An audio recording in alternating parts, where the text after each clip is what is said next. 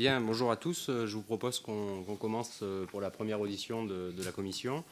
Je voudrais vous remercier, Monsieur de Mello, d'avoir accepté de répondre favorablement à notre invitation, malgré les délais qui étaient un petit peu courts. Donc voilà, merci pour votre présence. C'est important pour nous d'avoir votre point de vue sur cette question-là, d'autant que vous avez fait des travaux sur les questions d'éthique et de déontologie. Ce que je vous propose peut-être, c'est de prendre la parole, déjà de vous présenter brièvement peut-être pour les personnes qui en auraient besoin, et puis ensuite de vous laisser dérouler votre présentation. Et si jamais certains d'entre vous ont des questions à poser ou des interventions à faire, à ce moment-là, de lever la main, et puis on engagera un échange avec vous sur les questions que vous souhaitez aborder. Bon, merci messieurs, merci tout d'abord pour votre invitation. Je suis Luis de Mello, directeur de la gouvernance publique. C'est l'un des services de l'OCDE, les services qui abordent tous les thèmes de gouvernance publique, y compris la déontologie. Et j'ai mon collègue Frédéric Saint-Martin. Je te laisse te présenter.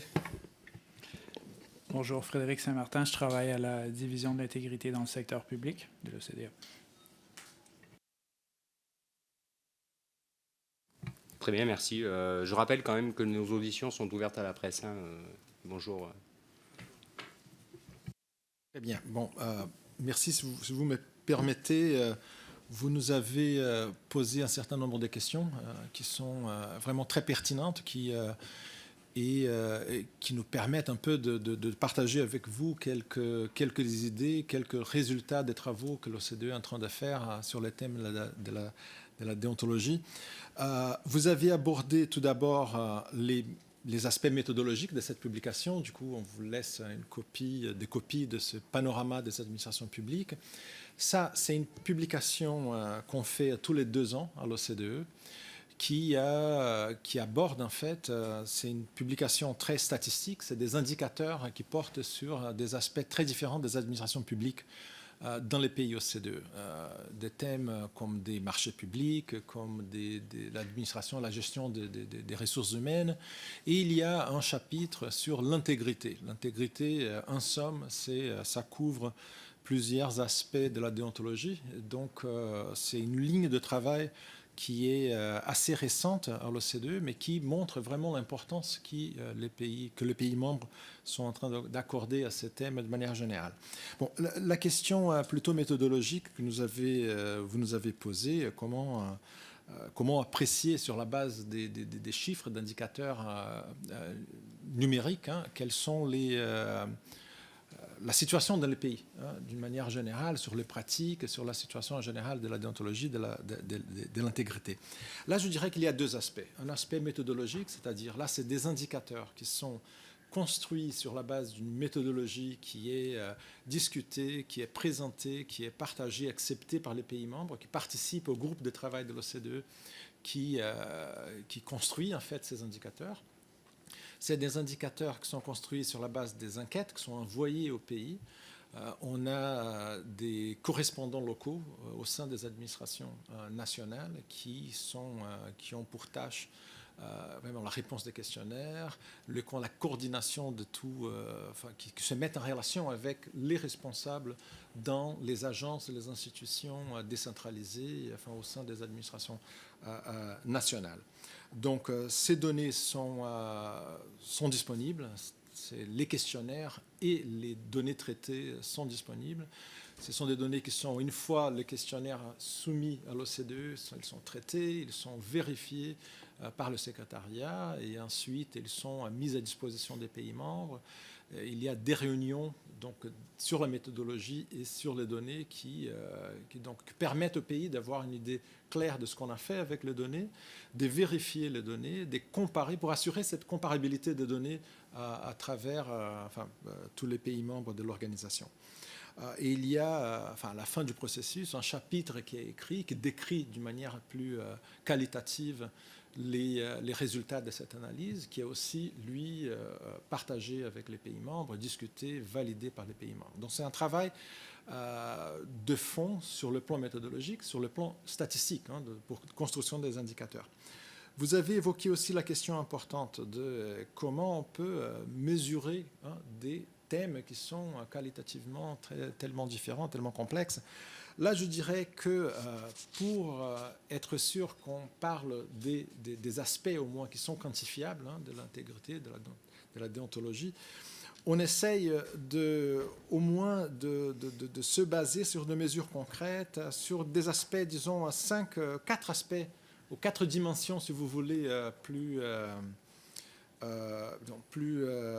amènent à la quantification. Je dirais les institutions. Quelles sont les organisations, quelle est l'architecture institutionnelle dans un pays, qui est responsable de faire quoi dans toutes les questions d'intégrité.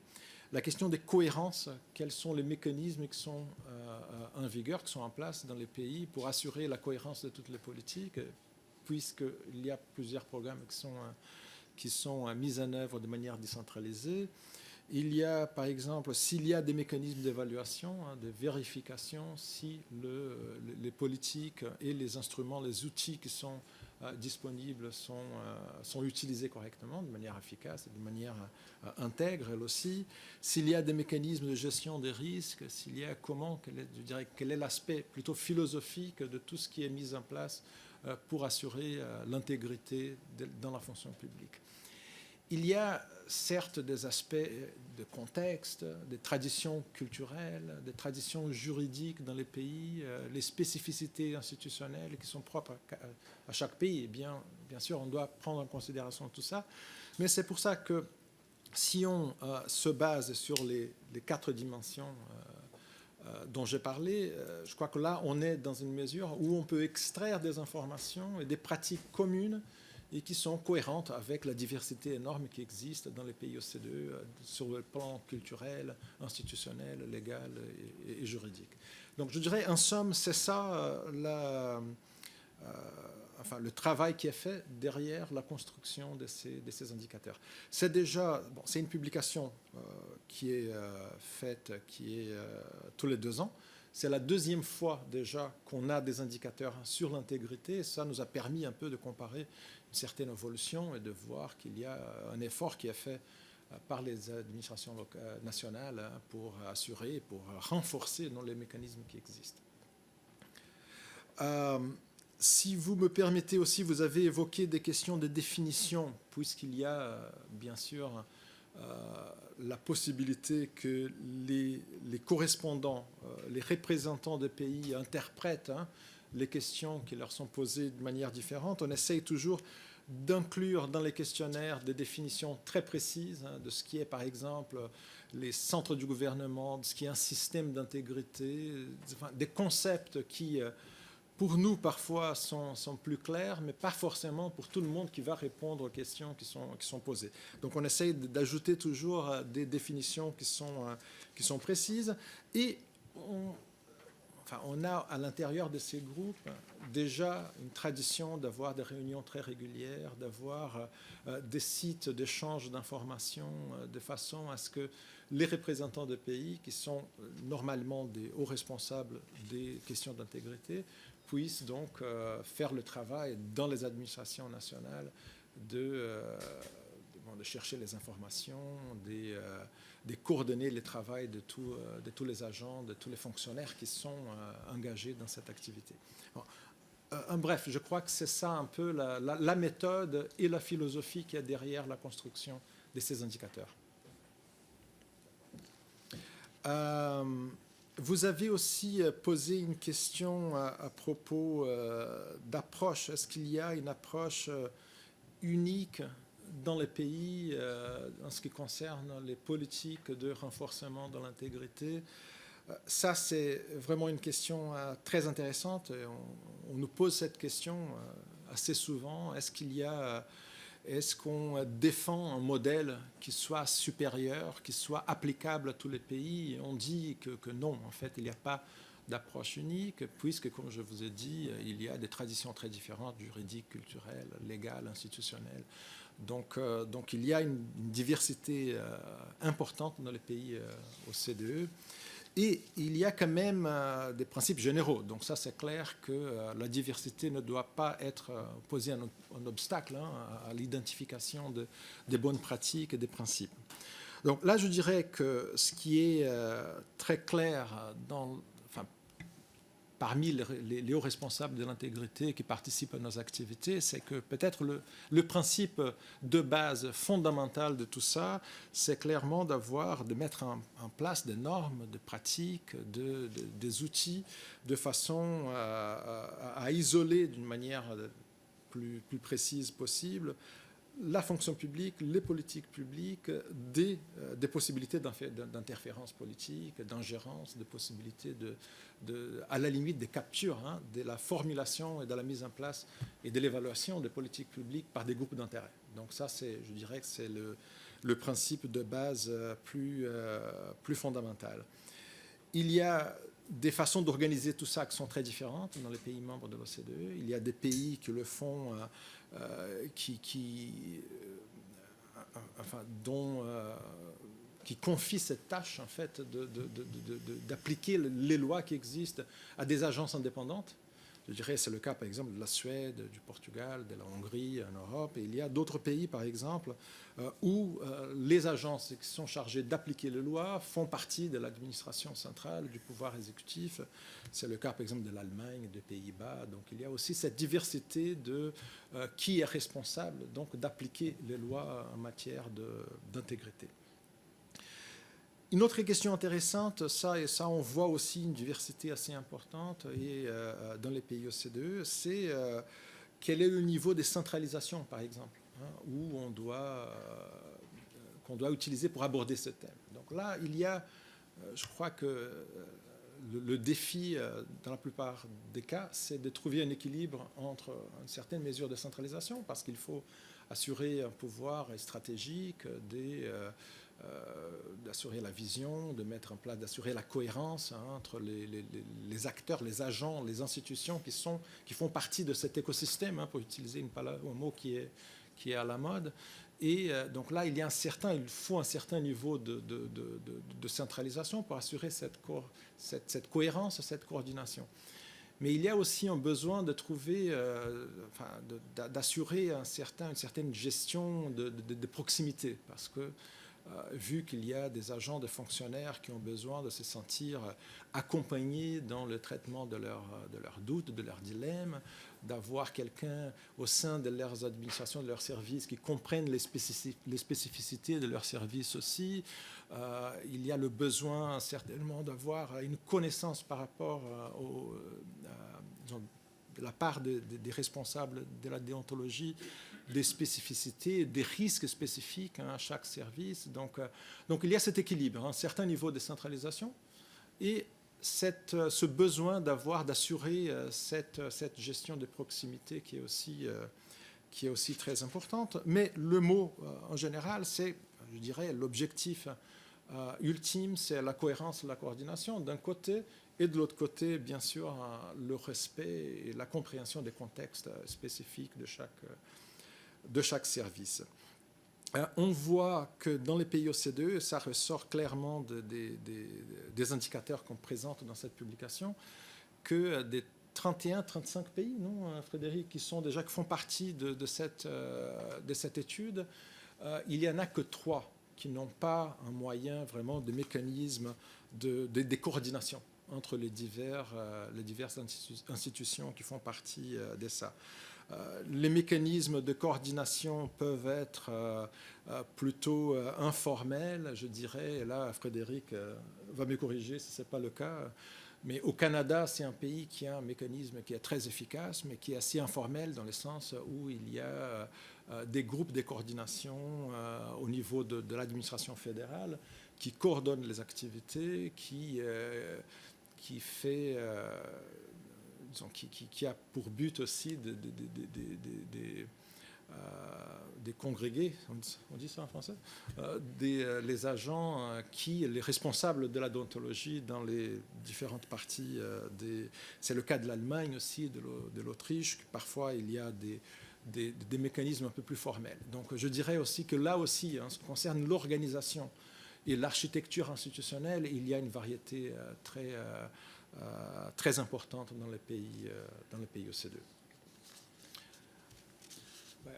En fait, les dilemmes on parlait du Canada, par exemple, c'est où il y a différents paliers de gouvernement avec une autonomie assez forte, en fait, des provinces, ce qui est un peu le cas aussi des communautés ici en France. Donc, il y a une coordination horizontale au niveau des ministères pour avoir une approche cohérente, pour partager les meilleures pratiques en matière d'intégrité à l'intérieur de la fonction publique fédérale. Mais il y a aussi des mécanismes de coordination entre le palier fédéral et le palier provincial, qui est pas aussi intégré, mais qui existe quand même, où les autorités en matière d'éthique, de conflit d'intérêts se rencontrent et coordonnent les actions et font un peu une révision par les pairs, quoi, des pratiques de chaque juridiction. Et l'Allemagne le fait aussi avec les Länder aussi jusqu'à un certain point. Je pense que c'est le cas pour beaucoup d'États fédéraux. Voilà. Qui, à un moment donné, ont besoin d'unifier les positions qu'on peut avoir dans les différentes collectivités. Voilà. Tout à fait. Surtout où les responsabilités en termes d'intégrité sont partagées entre différents niveaux d'administration, parfois avec beaucoup d'autonomie. Donc il faut trouver un moyen d'assurer cette cohérence, cette coordination, tout en respectant les prérogatives de chaque État fédéré. Donc c'est un peu l'idée. Vous avez aussi évoqué la question s'il y a des types de fonctions, des secteurs qui sont plus exposés.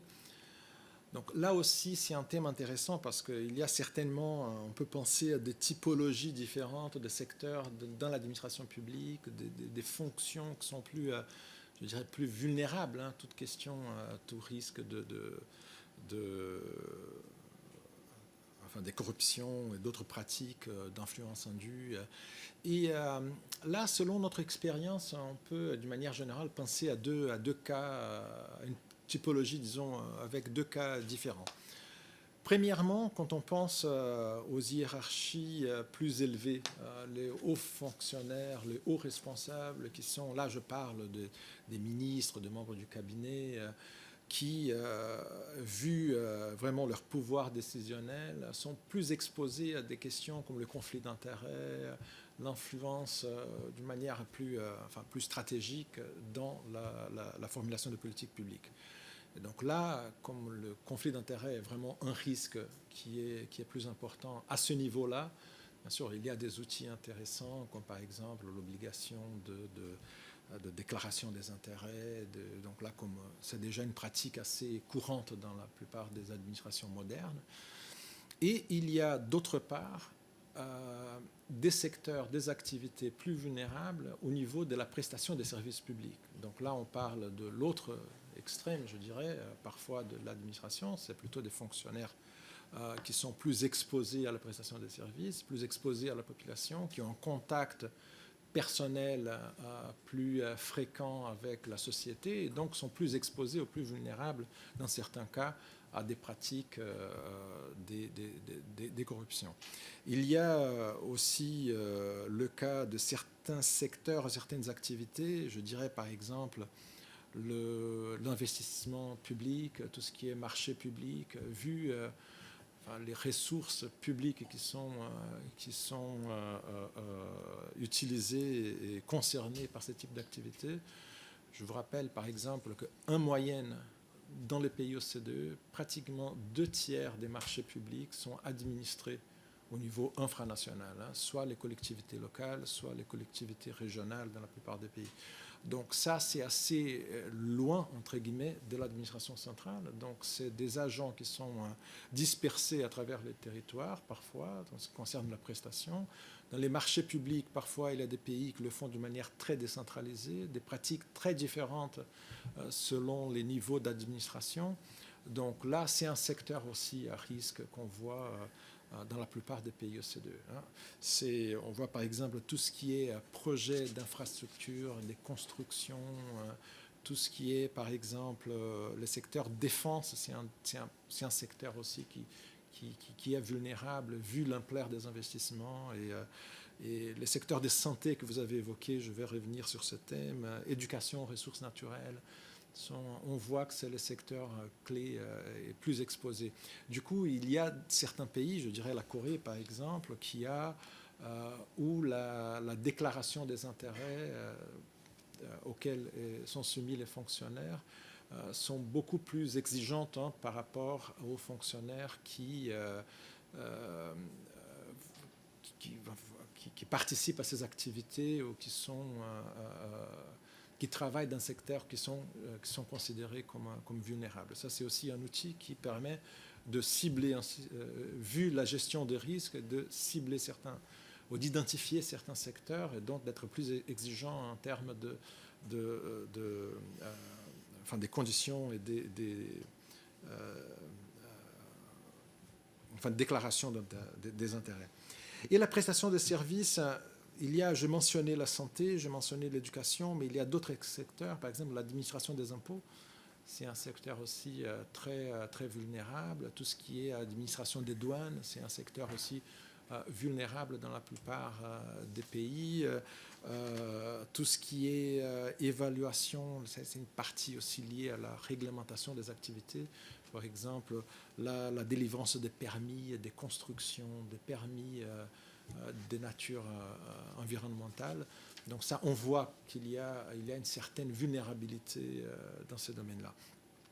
Donc tout ça pour dire qu'il n'y a pas d'approche unique, il n'y a pas des règles, de mécanismes qui s'appliquent à tout, mais il y a vraiment le besoin de considérer, d'identifier les secteurs, les vulnérabilités dans une logique de gestion des risques, parce que c'est la façon la plus moderne vraiment d'identifier le problème, et à partir du constat des vulnérabilités, de passer à un stade de mise en place de politiques ou des sélections d'instruments qui soient plus adaptés aux réalités d'un certain secteur, d'une certaine activité. Vous avez aussi posé une question qui est tout à fait intéressante. C'est, par exemple, le côté, si on a observé des différences en ce qui concerne, par exemple, la fonction publique hospitalière, les questions d'application des dispositifs. Là, je dirais aussi qu'il y a... Il y a des façons différentes, il y a des mécanismes différents, il y a des outils différents. Il y a aussi la question qu'a évoquée Frédéric, les administrations décentralisées, donc comment on peut travailler avec les décentralisations tout en créant une culture déontologique au sein des administrations locales et régionales, de façon à ce qu'elles aussi, si elles sont responsables, s'il y a une autonomie en ce qui concerne ce type de fonctions, de mieux les aider à mettre en place les dispositifs nécessaires à ça, tout en considérant tout d'abord qu'elles sont responsables de tout ce qui est prestation de services publics, beaucoup plus souvent que l'administration centrale, que parfois c'est l'investissement aussi, et je vous rappelle, c'est pratiquement le même pourcentage, à peu près 60% de l'investissement public en moyenne à l'intérieur, au sein des pays OCDE, c'est administré par les collectivités infranationales. Donc c'est énorme du point de vue marché public et du point de vue investissement. Donc là, ça met en valeur aussi l'importance de travailler avec les administrations infranationales dans le sens où de mieux préparer toutes ces collectivités à se défendre contre les pratiques qui pourraient relever de la corruption, de manque d'intégrité dans leur politique publique. La question des santé, vous avez mentionné ces secteurs en particulier. Bon, c'est un secteur très complexe parce qu'il y a on a un autre groupe de travail qui travaille sur les questions des marchés publics. Donc on voit que parfois la décentralisation des mécanismes, des pratiques contribue à l'augmentation des risques, parce qu'on est plus décentralisé, moins de contrôle en principe qu'on a sur les fonds qui sont concernés, sur les pratiques. Et donc on voit ça dans le secteur santé, c'est c'est énorme, hein, la participation, la part de l'administration hospitalière, par exemple, de tout ce qui est achat de médicaments, de tout ce qui est investissement en hôpitaux et tout ça. Et il y a la question aussi, en ce qui concerne les marchés publics, de l'achat de médicaments. Donc on voit qu'il y a des pays, une façon d'aborder ce thème, c'est de centraliser la détermination des prix des médicaments qui sont donc utilisés dans les marchés publics. Donc ça, c'est un mécanisme pour éviter un manque d'intégrité dans tout ce qui est manipulation des achats publics, des mécanismes d'achat public en ce qui concerne les prix, hein, des pratiques de collusion, des pratiques des monopoles qui existent parfois et qui peuvent influencer les prix qui sont utilisés comme prix de référence pour les marchés publics. Vous avez aussi évoqué la question de comment distinguer la phase amont de la phase aval, hein, ce qui concerne les pratiques des renforcements de mécanismes de protection de la déontologie. Là, on dirait qu'il y a aussi plusieurs mécanismes qui existent dans les pays OCDE, mais l'idée en général, c'est que la phase en amont, bien sûr, c'est-à-dire l'autorisation de départ d'un fonctionnaire, ce qui est important, c'est de s'assurer que le fonctionnaire ne va pas utiliser indûment les informations privilégiées auxquelles il a eu accès ou elle a eu accès pendant la période de travail dans l'administration publique. Donc ça, c'est un principe assez clair. Et aussi comment s'assurer que, par exemple, la promesse d'emploi après une période dans l'administration publique ne va pas être utilisée comme manière d'influencer indûment aussi une décision publique, parce que les fonctionnaires peuvent déjà s'attendre à un emploi ou espérer un emploi comme dans le secteur privé s'il influence une certaine décision publique. Donc ça, c'est un objectif essentiel. Et aussi l'accès privilégié, une fois en dehors de la fonction publique, un accès privilégié à certains formulateurs de politique publique parce que la personne a eu un contact avec ses fonctionnaires. Donc je dirais que ça, c'est les trois, disons, c'est une typologie assez évidente des risques à éviter dans la phase en amont. La phase en aval, c'est aussi une question d'éviter qu'un fonctionnaire ne conserve pas des liens privilégiés d'intérêts financiers avec son ancien employeur, qui puisse donc être utilisé comme manière pour que son ancien employeur influence donc la formulation de politiques publiques. Donc ça, c'est assez clair. Il y a des pratiques qui sont assez courantes aussi, par exemple l'obligation que le fonctionnaire, la personne, quand elle rentre dans le secteur public, la fonction publique, qu'elle se départe de ses actions, de toute participation en lien avec son ancien employeur ou les investissements en général. Donc c'est des pratiques assez courantes dans la plupart des pays OCDE. Il y a aussi d'autres mécanismes. Je citerai par exemple ce qui est très courant, c'est aussi dans la phase en aval, c'est une période d'attente. Donc c'est aussi des pays qui interdisent par exemple un fonctionnaire quittant la fonction publique de faire des représentations au gouvernement, un lien avec ses anciennes fonctions. Donc c'est aussi une façon de préserver, d'étendre dans le temps cette période où le fonctionnaire ne va pas partir immédiatement du jour au lendemain de la fonction publique à un autre. Donc il y a aussi des pratiques de déclaration d'activités de lobbying qui sont assez courantes. Il y a des pays qui ont déjà des lois très exigeantes en ce qui concerne le type de déclaration, la vérification de l'information qui est fournie dans ce type de déclaration. Donc c'est des pratiques des clauses de confidentialité concernant le partage d'informations aussi, c'est des mécanismes assez répandus. La question de switching sides, c'est un thème très important. Bon, comme le nom en anglais le décrit très bien, c'est qu'une personne dans la fonction publique va aussi participer à des activités permettant à ce que la relation avec les gouvernements, la fonction publique soit la même, donc la personne qui faisait le même type. Donc c'est assez évident comme cas particulier. Il y a des pays qui ont des lois très exigeantes dans le sens d'éviter tous ces types de pratiques. Est-ce qu'il y a d'autres exemples concrets, peut-être, Frédéric, à fournir? Je crois que le cas du Canada aussi, ce n'est pas parce que tu es canadien que j'insiste sur le Canada, mais c'est un pays qui a des pratiques très intéressantes. Oui, en termes de lobbying, je pense que M. Desmelot a mentionné les principales.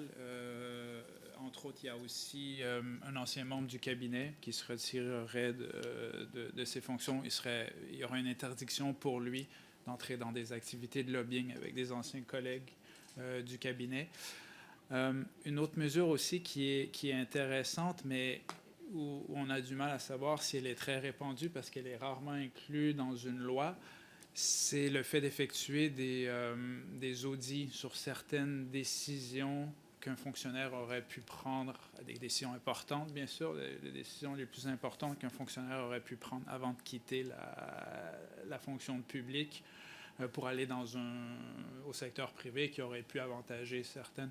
Le problème avec cette mesure, on ne sait pas si elle est très répandue parce que c'est souvent dans les programmes d'audit qui ne sont pas nécessairement publics, qui sont des documents qui ne sont pas accessibles au public. Mais certaines autorités nous ont communiqué qu'ils faisaient ce genre d'audit. Ça existe par exemple au Canada, ça, des mesures d'audit? Quand je travaillais pour le gouvernement canadien, je ne travaillais pas dans ce secteur, donc je ne pourrais pas vous dire. Ce n'était pas de l'information qui était publique pour le Canada. Ça existe où, où on a entendu parler? Il y a au Mexique, je crois, qui le font. Et il y avait un autre pays européen aussi qui le faisait. Je ne voudrais pas me tromper, mais je pourrais vous l'écrire dans les notes qu'on vous fera suivre au courant de la semaine. Des pays qui pratiquent l'interdiction, alors pas absolue bien sûr, pour un fonctionnaire de quitter la fonction publique pour aller dans le privé, mais dans certains secteurs d'activité. C'est-à-dire qu'un fonctionnaire, par exemple, de Bercy ne pourrait pas aller travailler dans des activités qui sont en lien avec la finance. En fait, en termes de secteur, moi, honnêtement, je n'ai pas vu. Souvent, ce qu'on a, c'est en termes si on travaillait sur une procédure, sur des affaires spécifiques pour un gouvernement, on ne pourra pas travailler sur cette même procédure, sur ces mêmes affaires, peu importe le secteur d'activité, en fait. Et c'est ce que M. Desmelot parlait tout à l'heure quand il parlait de switching sides ou changer de côté. Et dans certains pays, comme le Canada, c'est une interdiction qui s'applique sur une très longue période, si ce n'est, je crois même qu'il n'y a pas de limite dans le temps dans certains cas. Après, il n'y a rien qui empêcherait ce fonctionnaire d'aller travailler pour cette firme, mais pour des affaires qui ne sont pas nécessairement reliés, qui n'ont pas de lien direct et immédiat avec les fonctions qu'il occupait dans la fonction publique. Si on fait un tour d'horizon un petit peu de tous ces pays, les sanctions généralement qui sont prévues en cas de non-respect des clauses de déontologie ou d'éthique sont lourdes ou pas suffisamment C'est ça le thème. Je te laisse... Ça varie énormément. Il y a certains pays, je crois qu'il y a environ 45% des pays, pas de tous les pays de l'OCDE, mais de ceux qui ont répondu au questionnaire de l'OCDE qui a été distribué en 2014 et qui ont répondu réglementer le lobbying, parce que ce n'est pas tous les pays qui le réglementent actuellement. Donc, ceux qui le font, il y en a environ 45% qui prévoient des sanctions pénales, qui peuvent aller jusqu'à l'emprisonnement pour le non-respect de certaines règles en matière de lobbying. En pratique, c'est assez rare que ça arrive, naturellement, mais bon, c'est quand même inclus dans la loi. Les autres prévoient surtout des sanctions administrative, disciplinaire, une suspension d'exercer pour un certain nombre d'années. Et il y a aussi certains États qui prévoient des sanctions à l'égard d'un fonctionnaire qui n'aurait pas nécessairement, parce qu'il y a certaines obligations pour les fonctionnaires des fois de faire de divulguer les contacts qu'ils ont avec des représentants d'intérêt. Et dans certains cas, il y a des sanctions aussi sur le fonctionnaire qui n'aurait pas respecté ses obligations. Ça, c'est un thème important, c'est l'application des sanctions. Voilà, et on voit que ça, c'est important. Il y a aussi, je cite aussi le cas du Canada, parce qu'on a un chiffre concret qu'une fois que la loi a changé, les sanctions ont été renforcées. On voit, ça, c'est en ce qui concerne la déclaration des intérêts des fonctionnaires. On a vu qu'il y a eu beaucoup plus de déclarations, hein, parce que la loi a changé, donc la sanction. Donc, on voit que l'application des sanctions, ça fonctionne. Donc, c'est une question aussi de donner au dispositif, à la loi, plus de crédibilité en renforçant et en appliquant le mécanisme des sanctions qui sont prévus dans la loi. Donc, ça, c'est une question qui s'applique en général à tout ce qui est mécanisme d'application des lois quelconques, hein, par rapport s'il n'y a pas de crédibilité dans l'application de la sanction, les lois ne vont pas être appliquées ou respectées d'une manière. Et ça, on voit dans ce domaine aussi. Vous avez aussi évoqué la question de l'insert d'alerte. Ça, je voudrais en dire quelques mots parce que c'est aussi un thème sur lequel on travaille et qui fait objet de beaucoup d'intérêt des pays. Et ce qu'on voit vraiment, il y a des principes de base, hein, ça marche bien quand on crée une culture, hein, des protections, d'encouragement aux fonctionnaires à être en alerte, hein, de voir s'il y a, quand on leur doit, seulement quand on crée cette culture, on leur doit des mécanismes à l'interne et à l'externe, hein, de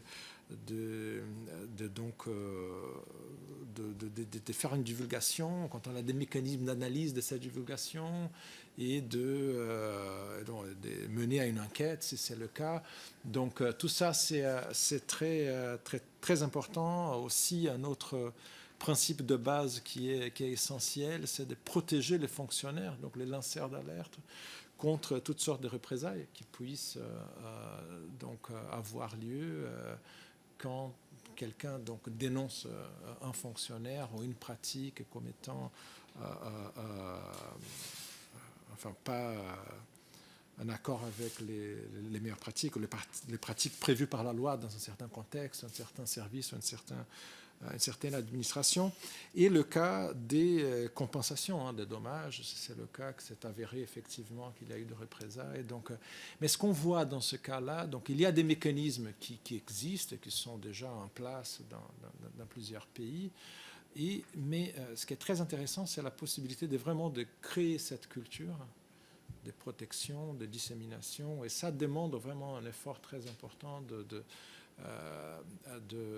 prise de conscience, des campagnes des divulgations, hein, des mécanismes qui existent, des sensibilisations des fonctionnaires par rapport aux droits, aux attentes dans l'administration publique. On voit par exemple le cas du Royaume-Uni, qui est un pays qui a une bonne tradition, hein, par exemple, la production des manuels qui expliquent aux fonctionnaires comment les cas spécifiques qui pourraient faire objet d'une divulgation, des mécanismes pour encourager les fonctionnaires donc, à participer à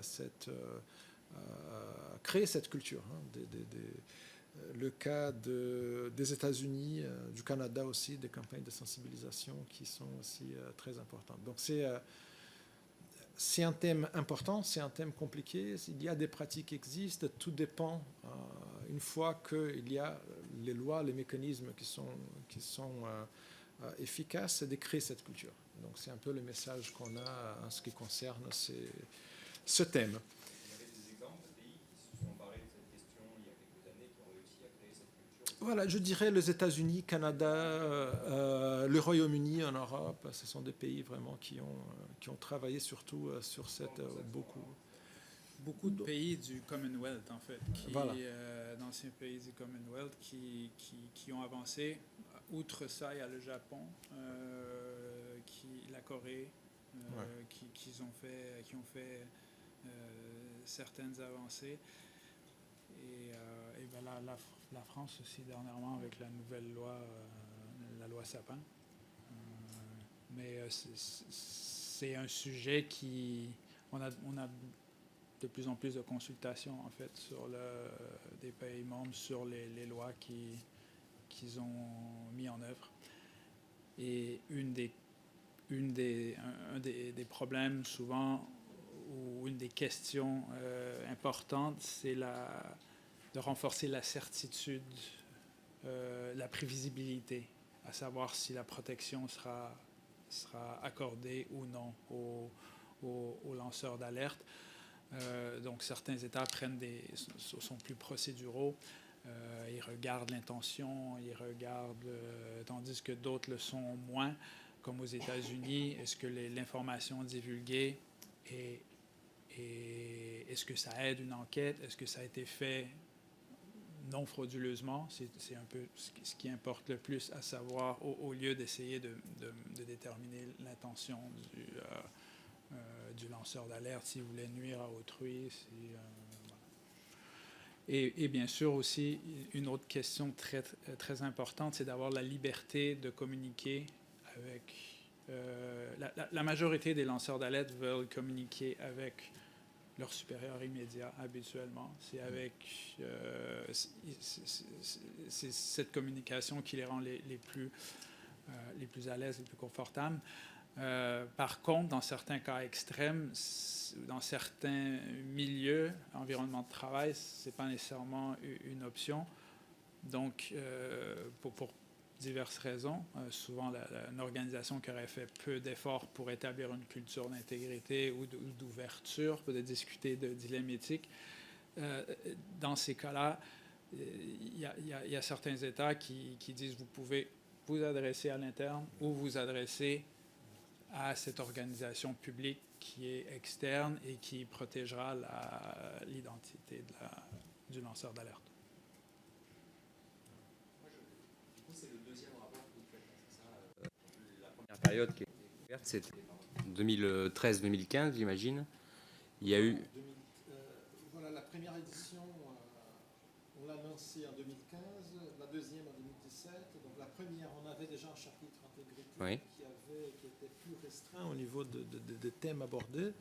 Et maintenant, on a donc cette deuxième édition avec le chapitre intégrité qui fera partie, je dirais, des chapitres centraux de cette publication. Donc la prochaine édition en 2019, il y aura aussi, on espère, un chapitre sur l'intégrité. Donc ça va faire partie. On a fait aussi, parce qu'on fait ça tous les 2 ans, et les années intermédiaires, on fait des publications sur d'autres parties du monde. On a une deuxième édition déjà sur l'Amérique latine, on fait une édition sur l'Asie, et on essaye aussi de traiter des questions d'intégrité dans les pays non membres de l'OCDE, nos pays partenaires, de façon à avoir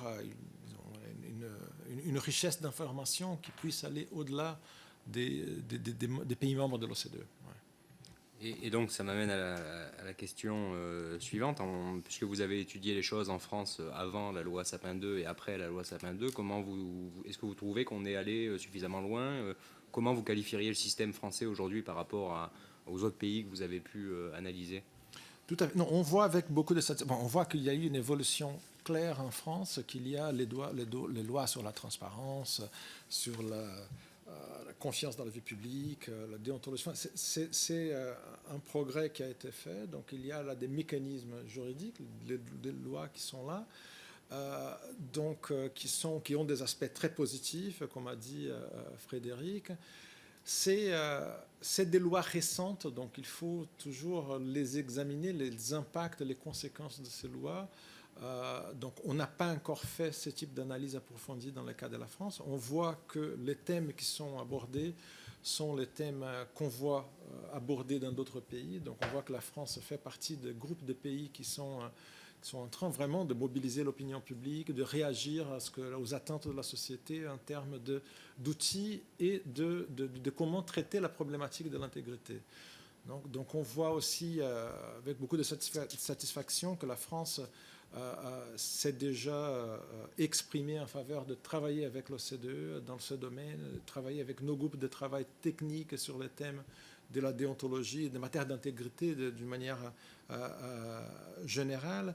Et donc on va continuer à travailler avec la France, mais on a besoin d'un peu de temps, parce que c'est des lois dont les conséquences, on parle là des changements de culture, on parle des effets qui vont se faire, on va pouvoir apprécier dans la durée. Ce n'est pas quelque chose qu'on va voir 1 année, 2 années après. Donc on espère qu'on va pouvoir donc continuer à travailler avec la France dans les années à suivre, dans le sens où on va pouvoir examiner les lois. Mais les thèmes qui sont abordés, la façon dont la société aborde ce thème, pour nous, c'est déjà, ça démontre qu'il y a cette évolution et qu'on veut accompagner le pays dans ces processus. Je ne sais pas s'il y a, à ton avis... Oui, et en fait, on en discutait tout à l'heure, ce qui est une question importante, et je comprends aussi qu'il y ait d'intérêt pour la France, c'est de s'entendre sur des outils précis et concrets pour mesurer l'impact et des nouvelles mesures, ce qui est, comme le disait tout à l'heure M. de Mello, comme l'intégrité publique est un peu... et moins un secteur traditionnel où on mesure l'impact des politiques publiques. On sent une volonté au sein des pays membres de l'OCDE, dont la France, de s'entendre et de partager les meilleures pratiques pour pouvoir mesurer l'impact des politiques publiques en matière d'intégrité. Et une fois où des indicateurs clairs et précis auront été établis, ce sera beaucoup plus facile de mesurer en termes concrets les progrès qui ont été faits par la France et tous les pays membres de l'OCDE. Et aussi Vous travaillez avec la France, avec l'Assemblée nationale, oui, on le voit aujourd'hui. Mais avec quelles autres institutions vous travaillez en France? En fait, c'est surtout par l'entremise du comité des hauts responsables en matière d'intégrité publique, qui est un comité interne à l'OCDE, où il y a 2 représentants, je crois, français, qui siègent sur ce comité. Je n'ai pas mis leur nom avec moi. Je ne sais pas, monsieur. On va vous passer l'information. Ouais. Je crois qu'il y a ce point, je me permets, si vous avez 2 secondes, ce point qui est très important, c'est de mesurer, c'est d'essayer de comprendre les impacts, les conséquences d'une manière, disons, méthodologiquement claire, parce qu'on parle des transformations au sein des sociétés, des fonctions publiques très importantes qui vont au-delà de l'application des lois spécifiques. Donc on parle vraiment d'un changement de culture. Donc, et à cause de ça, c'est pas facile vraiment d'identifier des résultats concrets, puisque ça fait partie des transformations sociales plus larges. Donc le fait de continuer à travailler sur ces aspects méthodologiques et de travailler avec les pays pour que les pays nous disent exactement comment ils sont en train de faire ça, je crois que ça nous permet d'avancer sur le plan méthodologique et aussi sur le plan plus conceptuel, pour que les fonctionnaires, les administrations publiques puissent avoir des réponses aux questions qui sont posées par la société. Donc on trouve que cet aspect du travail est peut-être le plus important, parce que c'est ce qui va nous permettre vraiment dans le temps de dire que certaines interventions marchent bien, d'autres moins bien, et donc de fournir aux États des alternatives, des mécanismes, des expériences qui vont pouvoir, qui vont leur permettre d'avancer dans les réformes structurelles dans leur pays. Et pour conclure, je voudrais vous attirer votre attention à cette publication. C'est une recommandation du Conseil, c'est-à-dire c'est un instrument juridique de l'OCDE. et qui est l'un des plus récents de l'organisation, qui a été adopté par le Conseil au mois de janvier cette année, donc il est tout récent. Et c'est une recommandation qui a plusieurs principes et qui nous a permis d'introduire des éléments d'anciennes recommandations qu'on avait sur le thème de l'intégrité, et qui a pour caractéristique de base, je dirais, deux choses importantes. Tout d'abord, c'est cette philosophie de gestion de risques, c'est de dire quels sont les risques concernés, les vulnérabilités, comment on peut les identifier, donc aborder le thème par rapport à ces paramètres-là. Et aussi la question d'aborder l'intégrité dans l'administration publique dans son ensemble. On voit que l'évolution de tous les instruments qu'on a, que les États ont mis en place, c'était soit sectoriel, soit thématique, mais très fragmenté, qui s'appliquait à l'administration centrale, mais pas aux administrations infranationales, d'autres qui s'appliquaient à certaines activités et pas à l'ensemble du gouvernement. Et là, cette recommandation a pour philosophie exactement ça, de dire que l'intégrité demande une action cohérente de toutes les dimensions, les agences, les institutions de l'État. Donc, gestion des risques d'un côté et cette vision d'ensemble des gouvernements sont peut-être les caractéristiques plus innovantes de cette recommandation. Et puisque la France est un pays membre de l'OCDE, la France a adopté cette recommandation. Et donc, j'espère qu'on va pouvoir travailler ensemble sur l'application de cette recommandation. J'avais une petite question sur parmi les indicateurs. Si vous évoquez comme le respect à l'existence, de respect des politiques en matière de conflit d'intérêts, est-ce que vous avez regardé de plus près quand même l'arsenal pénal répressif? Est-ce que vous avez quelques éléments de comparaison? Est-ce que l'arsenal est toujours le même, c'est-à-dire dans notre droit français, on retrouve le favoritisme, prise illégale d'intérêt, corruption. Voilà. Est-ce qu'il y a d'autres infractions qui ont été créées par d'autres pays pour caractériser des délits spécifiques aux décideurs publics? Là, je laisse l'avocat parler. Si vous parlez des déclarations, spécifiquement de la question des déclarations d'intérêt ou de déclarations de conflit d'intérêt, habituellement, ce sont des sanctions administratives et disciplinaires. Par contre, ces outils-là sont un moyen d'allumer ou de lever un drapeau rouge, où là, il pourrait y avoir, où il y aura, je veux dire, qui pourra amener à certaines enquêtes criminelles de délits qui existent déjà. Ma question était un tout petit peu différente. Parfois, la qualification pénale aujourd'hui de certains faits moralement répréhensibles n'existe pas dans notre droit. Je ne vais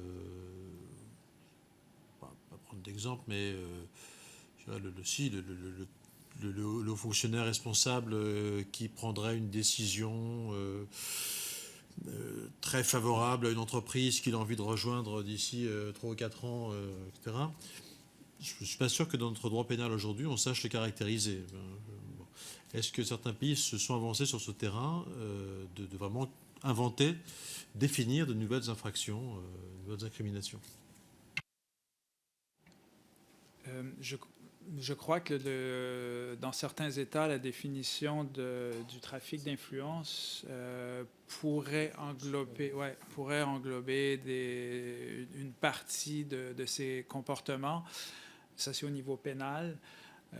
Au niveau administratif, je pense aussi à traitement préférentiel, où les conséquences sont moins graves que le trafic d'influence, mais où il peut y avoir quand même des conséquences disciplinaires ou administratives pour ce genre de conduite. Bien, écoutez, merci pour vos propos. Je pense que ça a été enrichissant pour tout le monde. Et on continuera donc à travailler ensemble. Ne vous inquiétez pas, on va prendre connaissance des recommandations et puis ça marche. Merci.